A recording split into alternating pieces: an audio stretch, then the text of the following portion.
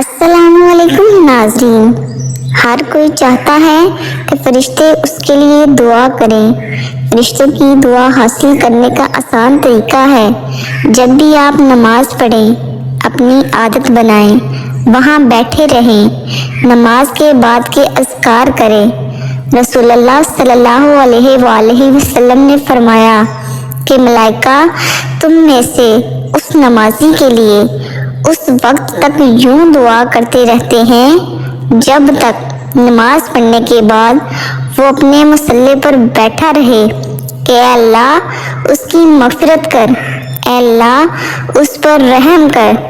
تم میں سے جو شخص نماز سے فارغ ہونے کے بعد جتنی دیر مصلی پر بیٹھا رہے گا تو اس کا وہ سارا وقت نماز ہی میں شمار ہوگا۔